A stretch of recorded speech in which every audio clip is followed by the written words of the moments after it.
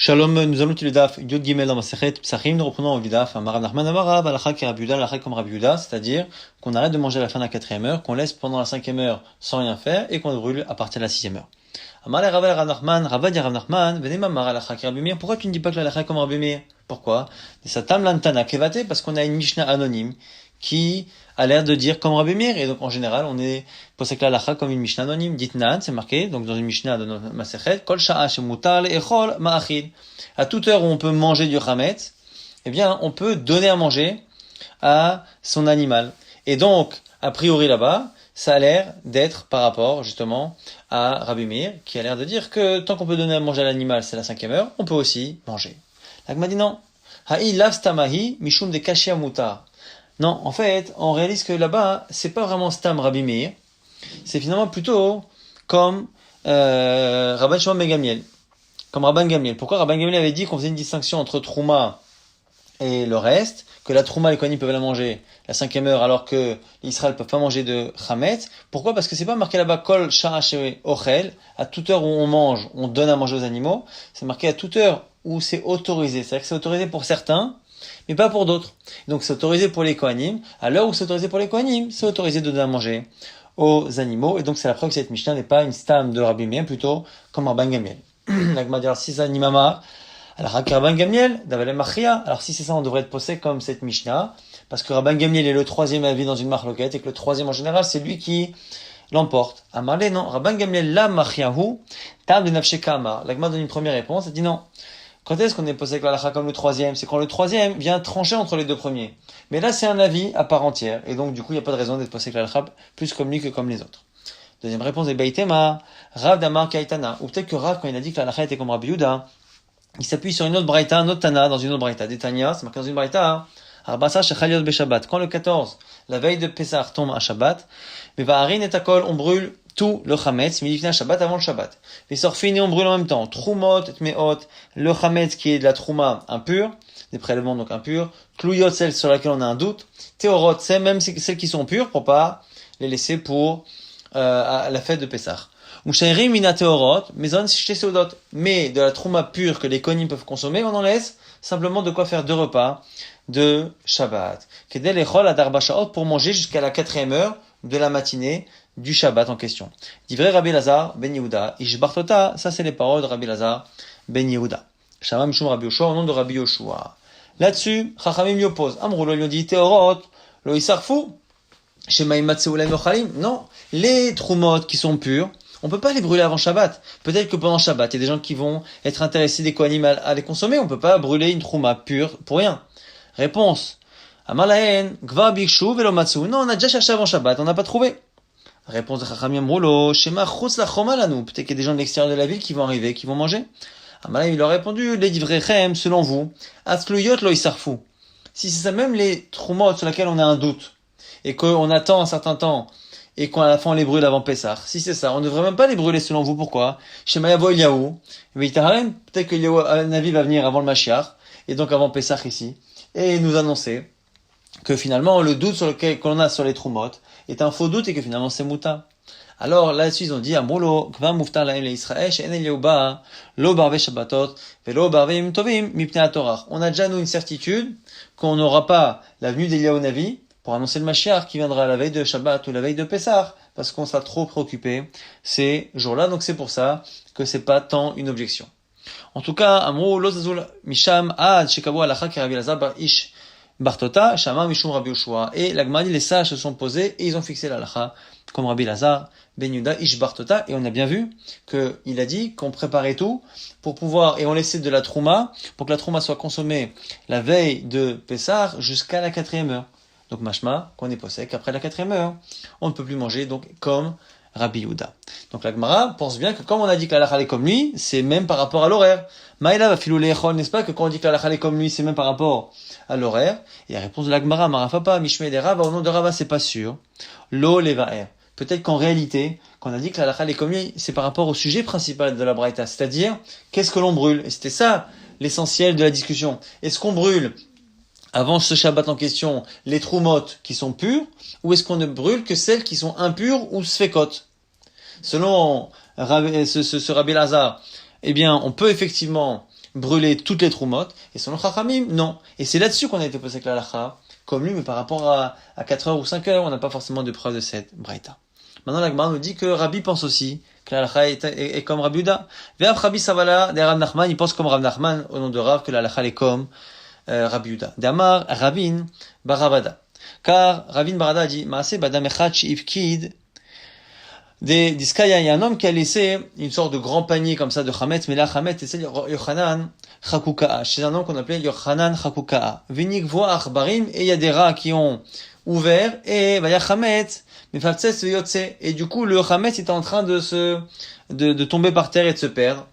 Et en général, on n'a pas le droit, quand quelqu'un nous laisse un objet en picadone, c'est-à-dire en gage, à garder, on n'a pas le droit de le vendre. Sauf si l'objet en question est en train de se détériorer. Donc là, en l'occurrence, le chametz était en train de s'écouler du sac. Et donc, la question se pose, est-ce qu'il fallait le vendre? Ou balifne Rabbi, parti voir Rabbi. Sharish unamalo amten. La première heure de la journée, il lui a dit, attends, qu'il vienne, ça se trouve, il va venir et le prendre. La raison était parce que ici, on est la veille de Pessah. Et la veille de Pessah, les gens ne veulent plus tellement de chametz, ils ne sont plus intéressés. Et donc, comme il y a peu de demandes, eh bien, le prix du chametz baisse. Donc, s'il vend le chametz, il le vendra vraiment au rabais. Et donc, la personne serait perdante. Donc, il lui dit, attends qu'il revienne. Shnia deuxième Amalena Amten, il lui dit pareil, attends. Shlishi, pareil, Amalo Amten. Quatrième, Réveillit, Amalo Amten. Chamishit, Amalo, Tseu Mochabashuk. Il lui a dit, voilà. Donc, on voit bien qu'on peut plus la consommer. Maïlav, les Nochim, qui Rabbi Lagma dit, n'est-ce pas que quand on dit qu'on la vend à la 5e heure, c'est la vendre à un non-juif. Pas un juif, parce qu'on peut plus la manger, comme Rabbi Uda. Lagma dit, c'est pas une preuve. Rabbi Yosef, le lait Israël, qui Rabbi Meir, peut-être que c'était la 5e heure, vend-la à un juif, comme Rabbi Meir, qui dit qu'on peut consommer la 5e heure. Amalé Abaye, Lagma dit, il est Israël, nishkel el nafshe. Mais non, parce que s'il lui dit de vendre, c'est qu'il ne peut pas le consommer lui-même, sinon il lui dirait, t'as qu'à le consommer toi-même. Le racheter toi-même et le consommer. L'Agma dit, non, ça c'est pas du tout une preuve. Pourquoi? Parce que quand quelqu'un est chargé de garder un objet et qu'il est en train de se perdre, il n'a pas le droit de l'acheter lui-même et de dire après au propriétaire, ben tu sais, comme il est en train de se perdre, je l'ai acheté, parce qu'on a peur que les gens le soupçonnent du coup d'avoir provoqué la situation, de l'avoir acheté au rabais. Mishum chashada, à cause des soupçons que les gens vont avoir. C'est marqué dans une braïta. Gabay zdaka shen lahem aniyim lechalek. Les situations où on a finalement une possibilité ou un devoir en tout cas de faire différemment que la mission de base. Ceux qui donnent la zdaka et qui se retrouvent un jour à ne plus avoir assez de pauvres à qui donner, ils ont l'argent, portim l'acherim, ils doivent changer l'argent dans d'autres pièces. Le fait de changer l'argent, ben portim la asman, ils le font avec d'autres personnes. Ils n'ont pas le droit de changer avec leur propre argent. Gabay tamchou, il paraît pour ceux qui donnent la soupe populaire, laïmanim, les chalek, mochim l'acherim, ils doivent vendre après cette nourriture, ils le vendent à d'autres, ils ne se le vendent pas à eux-mêmes. Ben mochim la'atzman.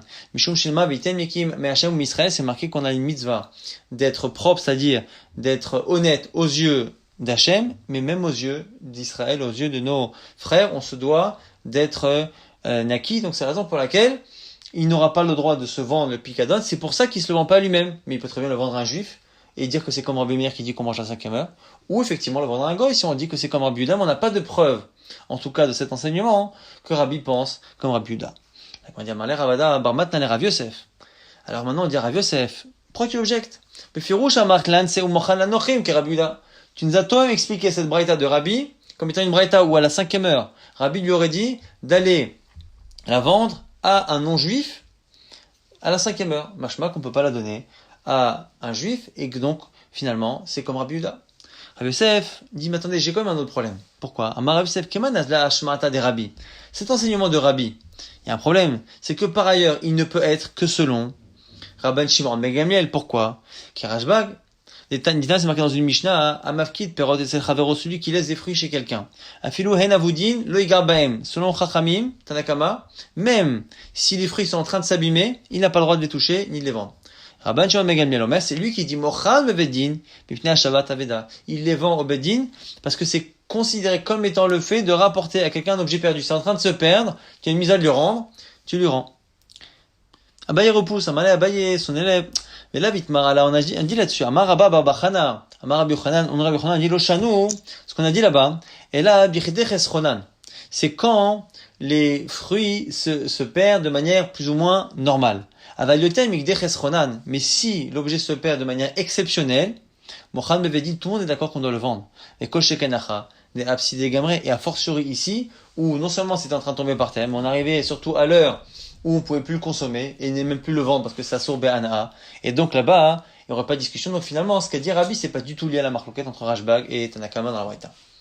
La Gemara continue la Mishnah. Dans la Mishnah, on avait vu qu'on mettait 2 chalot de Korban Toda, qui étaient psoulot, pour dire le moment où on pouvait manger. On enlevait une pour dire qu'on peut plus manger, mais on brûle pas, et on enlève la deuxième pour dire qu'on brûle. Tane Tanakame de Rabbi Yehuda, Al-Gav, à Itzteba, il y a une version de l'enseignement qui a été dit devant Rabbi Yehuda, où on dit que c'était Al-Gav sur le banc. Amalé dit, et là-dessus, Rabbi Yehuda a objecté, il dit, mais attends, mais c'est quoi le but? Si tu le mets sur le banc, ça ne sera pas visible de loin. Le but, c'est pas de les cacher. Tane Al-Gag à Itzteba. Faudrait dire que c'est vraiment sur la partie la plus haute, sur le toit de la Itzteba pour que ce soit bien visible. Amar Chabam Rabbi Yehuda, Harabait, Stav, Kafulaya. C'est justement de cet endroit-là, on nous dit qu'il y avait des sortes de colonnes, mais doubles. Arabait, Stav, Kafulaya, donc c'était doublé. Et une braïta confirme Tania Imeachi, Arabait, Stav, Kafulaya, Rabbi Yehuda Omer, Istevanit, Aitanikred. On l'appelait Istevanit, pour montrer qu'il y avait effectivement 2 rangées comme ça de colonnes, et c'est au-dessus qu'on mettait les chalot. Aïta, Setav, Lifini, Mit-Setav. Maintenant, sur les chalot qui étaient psoulot. La Gemara dit, Amaï psoulot. Pourquoi on avait des chalot psoulot, sous la main? La Gemara nous explique, Mitor Shayu Merubot, parce qu'on en avait plein avant Pessah, et du coup, Nissalot Belina, il y en avait qui finalement n'étaient pas consommés, et qui étaient rendus psoulot à cause de la date de péremption qui était dépassée. Tania, c'est marqué dans une braïta. En Mevin Toda Bechagamatzot, on n'apporte pas de Korban Toda, donc les remerciements, qui est un korban dans lequel on devait apporter en même temps 40 pains, on les apporte pas pendant la fête de Pessah. Mibne Chametz Sheba, à cause du Chametz qu'il y a dedans. La Gemara dit là-dessus, mais attends, Pshita, c'est évident qu'on peut pas apporter Korban Toda pendant Pessah, on peut l'apporter toute l'année, donc pourquoi l'apporter pendant la fête où c'est Assour? Amaravada Barava, et là-dessus on explique, Achabarba Asar Askinan, le chidouche, c'est pas que pendant la fête on n'apporte pas, c'est que même la veille, le 14, on n'apporte pas. Et qu'à savoir, Enmevi'im Kadashim, les bêtes absoul. Pourquoi? Parce que si on apporte le 14, on pourra pas le consommer pendant tout le temps, et on va les rendre pas saoul à cause de Pessah. La conséquence du coup, c'était que tous les gens qui devaient apporter un korban toda ne pouvaient pas l'apporter pendant la fête, ni même la veille. Donc, on avait une quantité de korban toda qui arrivait l'avant-veille, le 13, qui était énorme. Et donc, du coup, il n'y avait pas assez de gens pour les consommer. Et donc, elles dépassaient le zman sans être mangées. Elles étaient psoulot, et c'est celles-ci qu'on utilisait pour justement montrer les horaires 4h, 5h et 6h. Selon Rabbi Yana, ils étaient ksherot. Mais là, à Maï Karoule Psoulot, Shelo Nishrat Alem Azevar. Quand on dit qu'elles étaient psoulot, c'est pas vraiment psoulot, c'est simplement que on n'a pas fait le korban qui va avec. Et quand on n'a pas fait le korban, on peut pas manger les chalot, mais elles sont pas psoulot en elles-mêmes, c'est juste qu'on ne peut pas les manger à cause du korban. L'Agma dit, mais attends, mais s'il n'y a pas de korban, on fait pas le korban, mais Nishrot. Là maintenant, Shabbat va Zevar. C'est l'animal, on l'a perdu. L'Agma dit, mais Naïte, Zevar Acher Nishrot, on n'a qu'à apporter un nouvel animal pour remplacer et le faire. L'Agma dit non. Parce que il avait désigné qu'il y avait un lien entre cet animal et ses chalot, il peut pas remplacer l'animal. Tamar zotoda, vezolachma, il a dit ça c'est le korban toda, et ça c'est le pain qui va avec. Et comme a dit Rabba Kedera Badama Rabba, avad alechem, mevi lechem acher, avda toda, en mevi toda acheret. Si on a perdu le pain, on peut le remplacer, si on a perdu l'animal, on peut pas le remplacer. Maïta ama, lechem glal toda, ven toda glal alechem, pourquoi? Parce qu'en réalité le pain vient accompagner l'animal, et non pas l'inverse. La Gemara dit, veni frikinu, venavkinu les cholin. On n'a qu'à le rendre efker et le rendre cholin, chol, donc comme ça il sera plus pas saoul. Et là, alors là, shenishrat alem azevar. La Gemara dit, alors, du coup, il faut dire qu'en réalité, on a fait la shrita de l'animal qui va avec. Simplement, et venishpar Adam, et on a versé le sang. Donc le sang s'est renversé, et donc on n'a pas pu finir la avoda. La avoda doit passer par le fait de jeter le sang sur le misbéach. Et donc c'est pour ça qu'on peut pas remplacer parce que l'animal a déjà été utilisé, mais le sang a été perdu.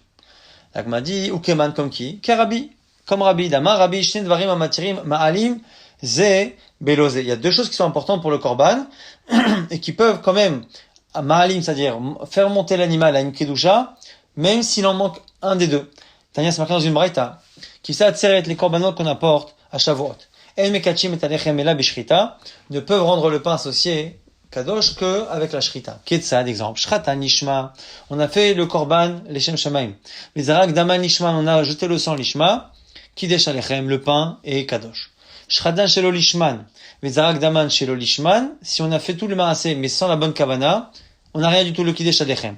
Shratan lishman, vezarak daman shelo lishman, lechem kadosh, s'il a fait la shrita, avec la bonne intention, mais pas la zrika avec la bonne intention, le pain est kadosh. Ve eno kadosh.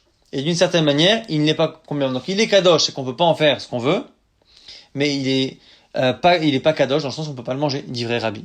Rabbi Lazar et Rabbi Shimon non mais alors là eno kadosh alechem asher ishrot lishman vizrok doman lishman. Et donc après notre enseignement il n'est pas comme Rabbi Lazar qui lui dit que il n'y a pas de kedusha tant que tout n'a pas été fait comme il faut. Mais chez nous, dès qu'il y a eu la shrita lishma, ça lui a donné une kedusha au pain. Donc on n'est plus dans le korban de Shavuot, mais dans le korban atoda, mais c'est pareil. Et donc du coup, on a une kedusha, mais comme on n'a pas versé le sang et que le sang s'est perdu, du coup, on ne peut pas les consommer. C'est ça qu'on appelle, selon la deuxième version, les chalot psulot. L'agma dit ma filout et ma Rabbi Lazar ben Rabbi Shimon. L'agma dit on peut même dire ça selon le deuxième avis. Par un cas où le sang est arrivé dans un verre. Venishpach et il s'est renversé. Rabbi Lazar ben Rabbi Shimon savar les kavod amar koloramed izrok ezarok damé. Parce que lui pense que le sang, à partir du moment où il est arrivé dans un verre, ça s'appelle qu'il y a eu la zrika. C'est comme s'il a déjà été fait. Et donc il est kadosh, et c'est pour ça que on peut pas consommer les chalot. Maintenant on rapporte une braïta, Tana, Mishum, Rabbi Lazar, Amrou, au nom de Rabbi Lazar. Ksherot ayu, elles étaient ksherot. Kozman, shemunachot, kol ha'am ochlim. Tant qu'elles étaient posées, on pouvait manger du chametz. Nitlachan me'en tolin. Dès qu'on enlevait une, on attendait. L'ochilin, velo sorfin, ni on mangeait, ni on brûlait. Et par contre, dès qu'on enlevait la dernière, nitlou, j't'aime les deux, itrelo kulan sorfin, tout le monde se mettait à brûler.